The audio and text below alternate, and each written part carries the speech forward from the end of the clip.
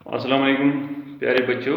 तो आज हम क्लास 8 सब्जेक्ट साइंस का टॉपिक है लाइटनिंग बिटवीन द क्लाउड्स, इसके बारे में डिस्कस करेंगे। तो आप देख रहे हैं यानी 1752 तक किसी भी आदमी को ये पता नहीं था कि लाइटनिंग प्रोड्यूस किस तरह होती है, थंडरिंग प्रोड्यूस किस तरह होती है। चूँकि बाद में बेंजामिन फ्रैंकलिन एक साइंटिस्ट हैं, उन्होंने एक्सपेरिमेंटली ये क्लियर कर दिया कि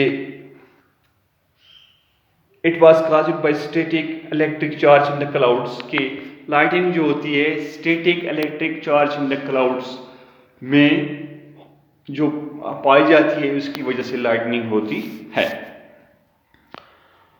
तो प्यारे बच्चों, due to the heat of the sun the warm air and water vapours rise up, यानी जो ही सूरज की गर्मी की वजह से गर्म हवाएं ज़मीन से ऊपर उठने की, एटमॉस्फेयर की तरफ जाने की कोशिश करती हैं, यानी ऊपर उठती हैं, राइज अप। और वाटर वेपर्स यानी water change it into vapours, this is called evaporation. The evaporation हो जाती है वाटर वेपर्स के अंदर, वाटर के अंदर, तो ये भी राइज अप हो जाते हैं। तो जो ठंडी हवाएं हैं एटमॉस्फेयर में, तो वो ज़मीन पे आने की कोशिश करती हैं, वो ज़मीन पे आ जाती हैं ये जगह घेरने के लिए। तो होता क्या है कि जब ठंडी हवाएं ज़मीन पे आती हैं और यहाँ से जो गर्म हवाएं हैं एंड वाटर वेपर्स एटमॉस्फेयर की तरफ जाती हैं, तो इसमें रबिंग होती है ड्यू टू अपोजिट डायरेक्शंस, इसमें रबिंग होती है और यहाँ पे फोर्स ऑफ फ्रिक्शन पैदा होता है। तो इस फ्रिक्शन की वजह से यहाँ पे जो इलेक्ट्रॉन्स जो हैं of air gets transferred to water molecules और वाइस वर्सा। एयर के जो फ्री एंड्स के इलेक्ट्रॉन्स होते हैं वाटर मॉलिक्यूल्स के अंदर चले जाते हैं, या वाटर मॉलिक्यूल्स के फ्री एंड्स के इलेक्ट्रॉन जो हैं एयर पार्टिकल्स के अंदर चले जाते हैं।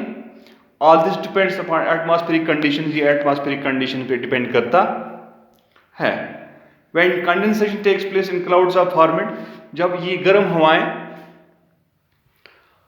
एटमॉस्फेयर में ऊपर उठती हैं तो वहां पे कंडेंस हो जाती हैं, and these vapors are again changed into water droplets or liquid particles. This is called condensation. जब कंडेंसेशन होती है तो कंडेंसेशन से हमारे क्लाउड्स प्रोड्यूस होते हैं। Clouds are produced, These clouds have a huge amount of static electric charge. In clouds के अंदर बहुत सारा static electric charge होता है। There are positive charge as well as negatively charged particles in these clouds. It has been found that positive charged particles accumulate near the upper part of the clouds and negatively charged particles near the lower part of the clouds. यानी positively charged जो particles of the clouds जो होते हैं ऊपर part में हो तो पाए जाते हैं, और नेगेटिवली चार्जेड पार्टिकल्स जो क्लाउड्स के होते हैं ये lower part of the clouds में पाए जाते हैं।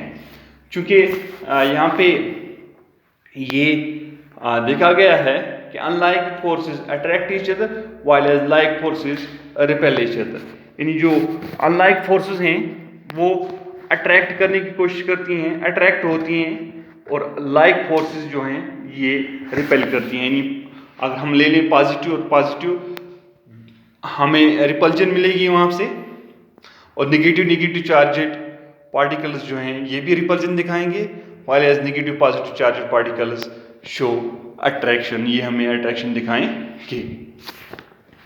होता क्या है, normally air is a bad conductor of electricity, however when clouds at different heights having a huge amount of positive and negative static charges approach each other, the air becomes a good conductor of electricity. This phenomenon is called electric discharge.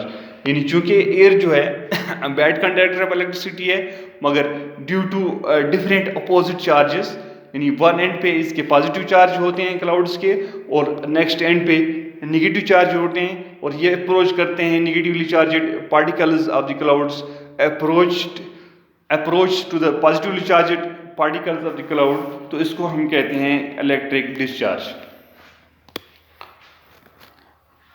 तो 10 electrons from the negatively charged clouds push their way through air so as to reach the positively charged clouds at different Heights.